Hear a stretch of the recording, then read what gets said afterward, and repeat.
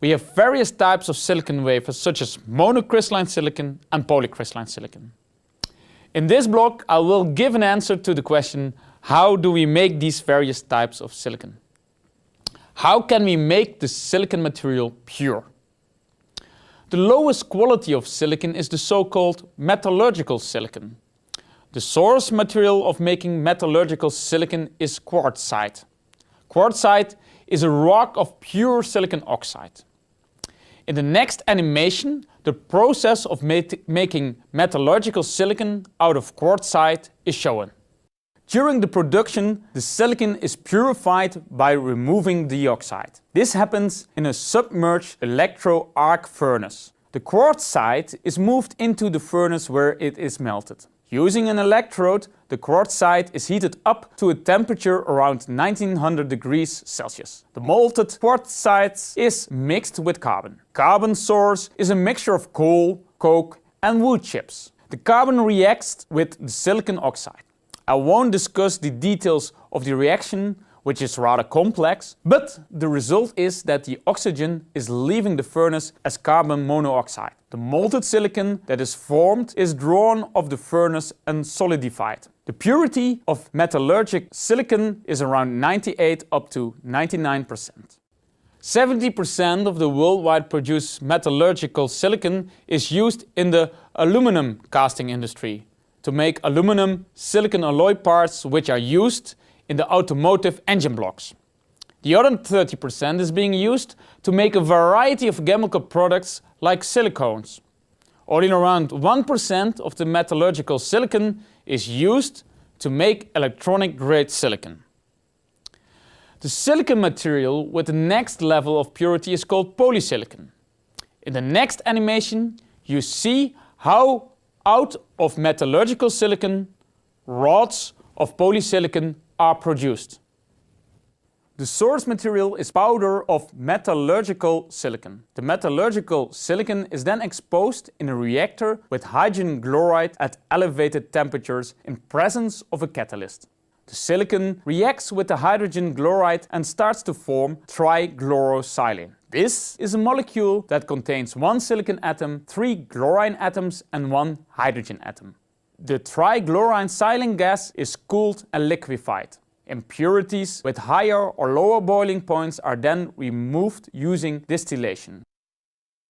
The purified trichlorosilane is evaporized again in a different reactor and mixed with hydrogen gas. Trichlorosilane reacts with the hot rods, which are at a high temperature of 850 up to 1050 degrees Celsius. The silicon atoms are deposited on the rod, whereas the chlorine and hydrogen atoms are desorbed from the surface of the rod back into the gas phase.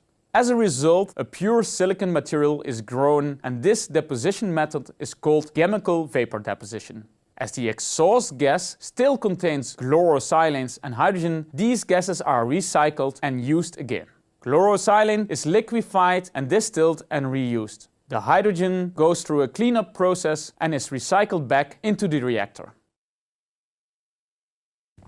In the animation we have seen a chemical vapor deposition furnace that leads to polysilicon rods.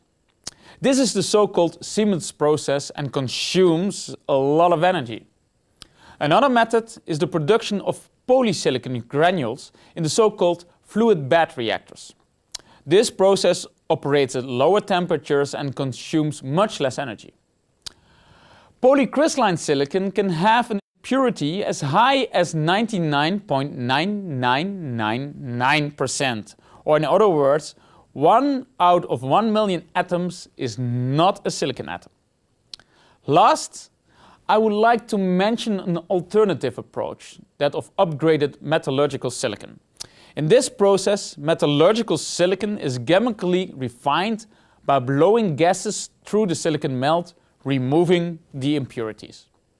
Although this processing is cheap, the purity of its silicon is not as high as the Siemens or the fluid bed reactor approach. The next step is making wafers out of the polysilicon. But first, we consider two methods to make monocrystalline silicon ingots. Ingots are large blocks of crystalline silicon. The monocrystalline ingots are solids that consist of one big crystal. In the next animation, you will be introduced to the Czochralski processing method. Let's start with the Czochralski method, as developed by Polish scientist Jan Czochralski in 1918. It is a method to grow single crystal silicon. In this method, highly purified silicon is melted in a crucible at typical temperatures of 1500 degrees Celsius. Intentionally, boron or phosphorus can be added to make p-doped or n-doped silicon respectively. A seed crystal that is mounted on a rotating shaft is dipped into the molten silicon. The orientation of this seed crystal is well defined. It's either a 100 orientation or a 111 orientation. The melt solidifies at the seed crystal and adopts the orientation of the crystal. Crystal is rotating and pulled upwards, allowing the formation of a large single crystal cylindrical column from the melt. This big single crystalline silicon block is called an ingot. In this process, the temperature gradients, rate of pulling up and speed of rotations are precisely controlled. This process is further developed through years of advances, and nowadays crystal ingots of diameters of 200 mm and 300 mm with lengths of 2 meters can be processed. To prevent the incorporation of impurities, this process takes place in an inert atmosphere, like argon gas. The crucible is made from quartz, which partly dissolves in the melt as well. Consequently, Czochralski monocrystalline silicon has a relatively high oxygen level. The second method to make monocrystalline silicon is the so-called float zone process. This is a process which results in monocrystalline silicon ingots with extreme low densities of impurities like oxygen and carbon. The process is shown in the next animation. The source material is a polycrystalline rod as processed in the earlier mentioned Siemens process. The end of the rod is heated up and melted using a radiofrequent heating coil. The melted part is put in contact with seed crystals. Here it solidifies again and adopts the orientation of the seed crystal. Again, both 100 and 111 orientations are being used. As the molten zone is moved along the polysilicon rod, the single crystal ingot is growing as well. Many impurities remain in and move along with the molten zone.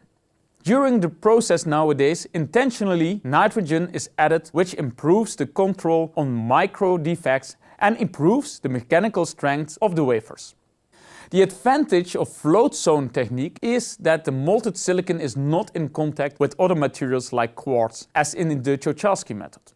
In the float zone process, the molten silicon is only in contact with the inert gas like argon. The silicon can be doped by adding doping gases like diborane and phosphine to the inert gas to get p-doped and n-doped silicon respectively. The diameter of float zone ingot is generally not larger than 150 mm, as the size is limited by the surface tensions during the growth. Next to monocrystalline silicon ingots, multicrystalline silicon ingots can be processed as well, as you can see in the next animation. Multicrystalline and polycrystalline silicon consist of many small crystalline grains. This can be made by melting highly purified silicon in a dedicated crucible and pouring the molten silicon in a cubic-shaped growth crucible. Here, the molten silicon solidifies into multicrystalline ingots. This process is called silicon casting. If the melting and the solidification occurs in the same crucible, it is referred to as directional solidification. The cross-section of a multicrystalline ingot can go up to 70 by 70 centimeters and the height is typically 25 centimeters. Now we know how to produce monocrystalline and multicrystalline ingots. How do we make wafers out of them? The answer is sawing, as you can see in the next animation. A disadvantage of the sawing step is that we waste a significant fraction of the silicon as a kerf loss. The kerf loss is usually determined by the thickness of the wire or saw used for sawing and is in the order of 100 microns of silicon. This is a large fraction of the ingot if we consider that typical crystalline silicon wafers used in solar cell nowadays are in the order of 150 up to 200 microns. Sewing will logically damage the surface of the wafers, so this processing step is followed by a polishing step. Silicon ribbon is a completely different approach to make wafers, as you will see in the next animation. Silicon ribbon does not face the problem of curve losses, due to the simple reason that it does not include a sewing step. Silicon ribbon is the last processing method I would like to discuss. Silicon ribbon is based on a high temperature resistant string which is pulled up from a silicon melt. The silicon solidifies on the string and a sheet of crystalline silicon is pulled out of the melt like this. The ribbon is then cut into wafers. The surface is further treated before they are further processed into solar cells. The electronic quality of ribbon silicon is not as good as that of monocrystalline silicon.